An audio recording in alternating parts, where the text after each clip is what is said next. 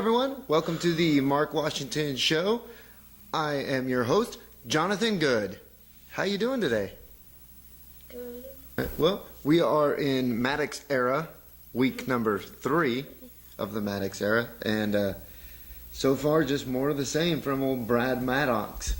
But we opened the show, a little bit of recap, and then Vince and Daniel Bryan and Maddox are out in the ring, and Vince says that he doesn't think Daniel Bryan would make a good champion.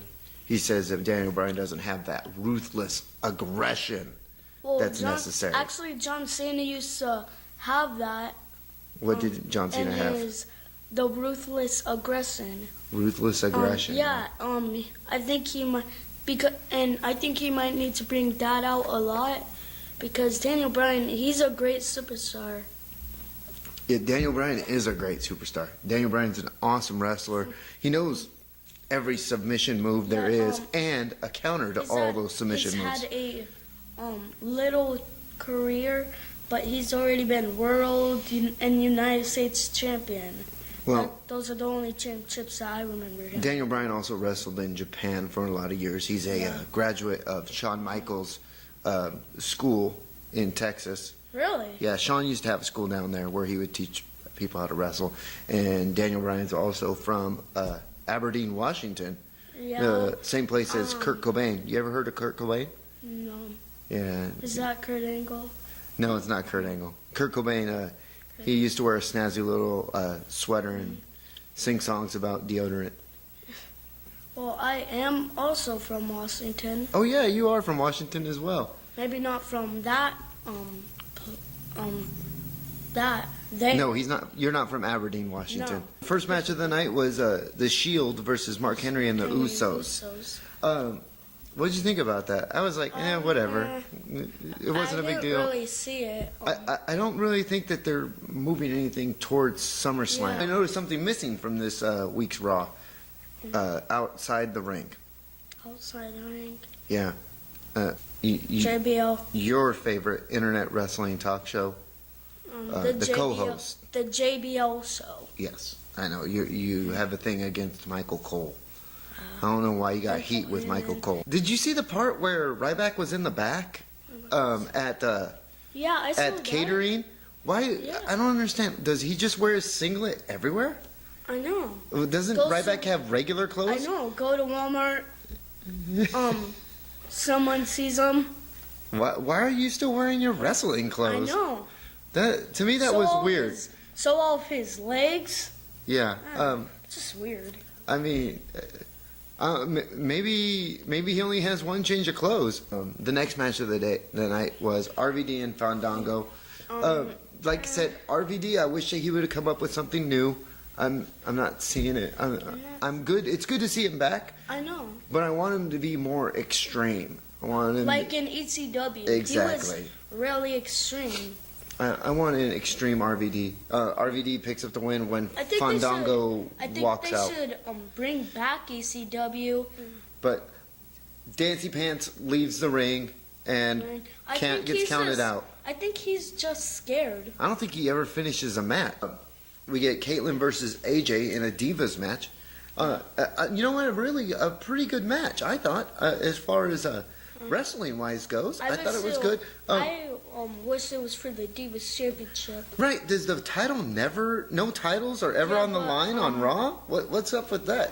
The champion wrestles, but he doesn't put the title on? I know. But I think that Caitlyn can get right back there.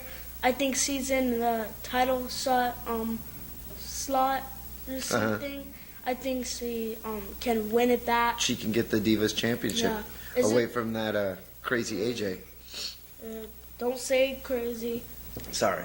I used the C word. That AJ and Caitlyn match led us into the next match, which is Big E and Dolph Ziggler.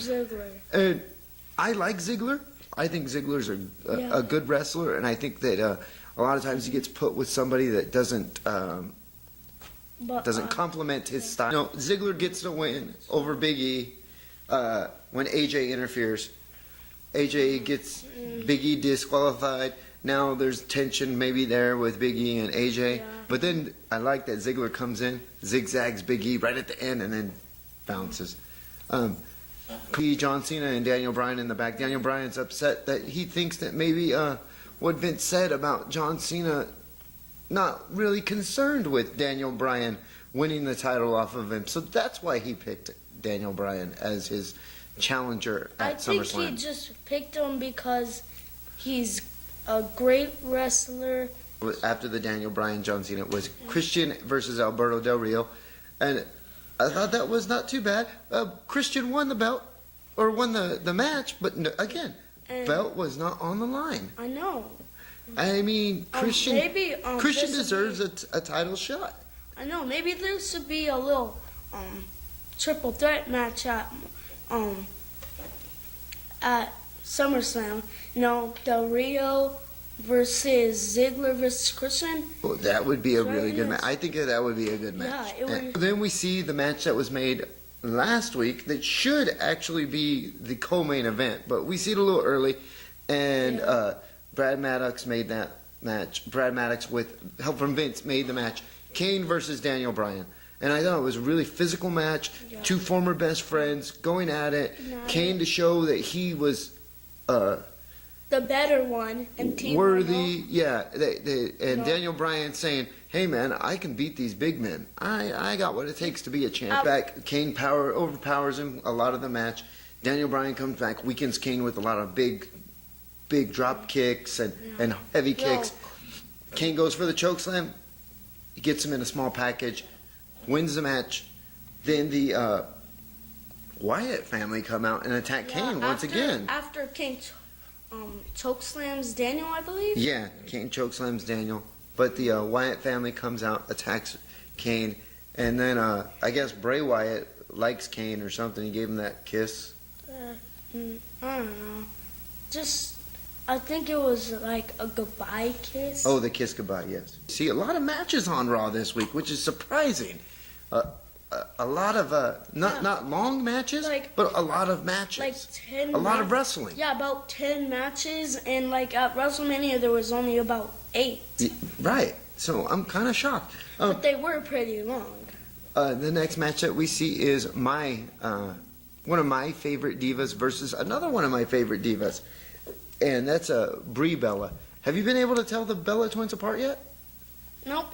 Huh. Well, I can still tell them apart. Nikki had her hair done differently this week, though. Yeah, I guess I could, but... But Brie Bella versus Natty, and I really like Natty. And then Nikki comes out with like this duck call thing. Yeah. That was... Ugh. Okay. Yeah, whatever. I know why she did that. It's because they thought if she gets fired from it or something, and if she, like in the past, she didn't make it into the show, they said she could always make it into Duck Dynasty. Well, I suppose it was just weird. Brie gets to win. Happy to see Brie winning. She deserves it. They both actually deserve to win. Well, yeah, definitely. I think in a street fight, though, Natty would just beat the tar out of Brie Bella, and it would be all over. Especially after that. And then we see one of my favorite managers of all time and his client, Curtis Axel, versus R-Truth. You mean Michael McGillicuddy? Curtis Axel. Michael McGillicuddy. Okay, so, and again, Curtis Axel is the Intercontinental Champion, but we never hear if the belt's on the line. I know. Is the title at stake against just, R-Truth? I think he's just scared to put it on the line. Right. But not a bad match between the two of them, though. Actually, I thought it was a good match. Lots of back and forth. Very nice to get Curtis Axel over, especially against somebody like R-Truth, who's a pretty decent, a nice mid-card babyface. But Paul Heyman cuts the promo about Brock Lesnar being up against CM Punk at SummerSlam, the best versus the beast. And which I thought was kind of weird because shouldn't he talk about his client that's with him as opposed to somebody else? I know.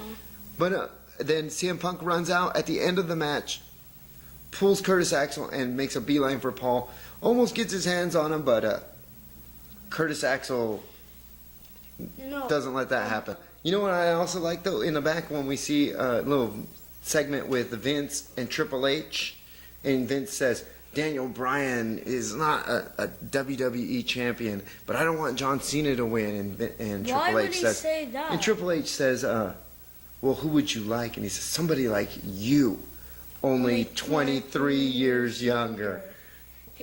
How old is he now? Yesterday, what's his birthday? Yeah, did you send him a card? No. Happy birthday, Paul, if you're watching. Yeah. You didn't send him a card That's or a his gift or real anything? name. No. Well, that's too Should I bad. get How you ever going to get in WWE if you're not kissing up to the boss? the COO? Yeah. The real boss right now is Mr. McMahon, but who knows whenever he's gonna pass on. I think the next person will be either his wife, if she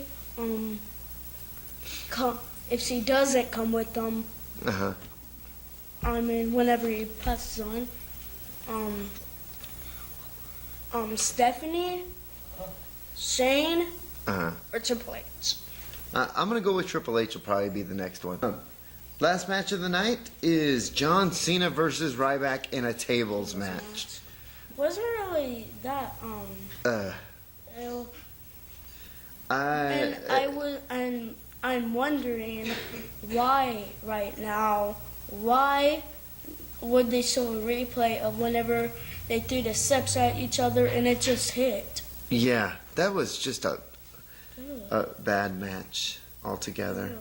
I wasn't really that impressed with John Cena versus Ryback. Nice to see John Cena getting a win heading into SummerSlam. So at the end of the match, Daniel Bryan comes out and he kind of grips the belt, and there's a little back and forth between John Cena and Daniel Bryan. To be honest with you, I thought this show was kind of just one of those. It was okay. It was a decent enough show. It just didn't really have much substance to it. Daniel Bryan's really over with the crowd at the end of the night with the yes chants.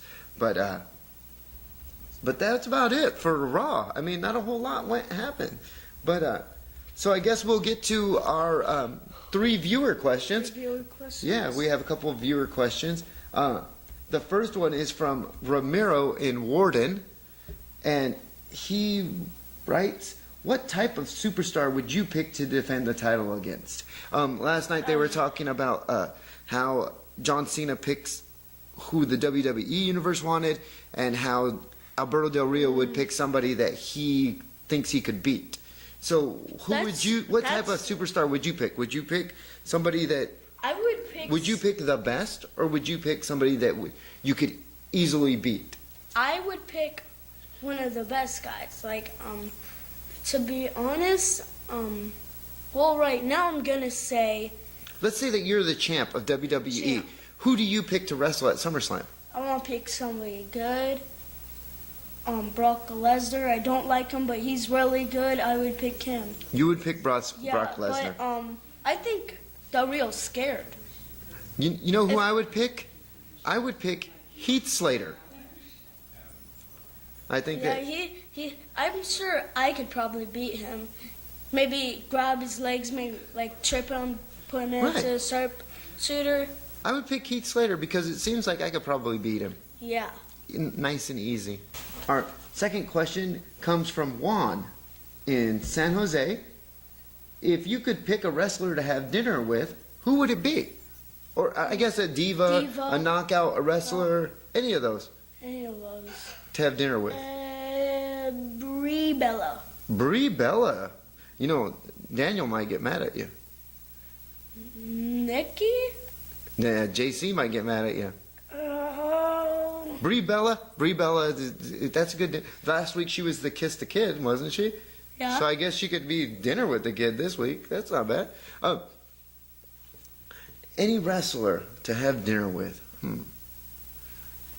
I think that if I wanted to have a really good dinner, I would go with Ryback.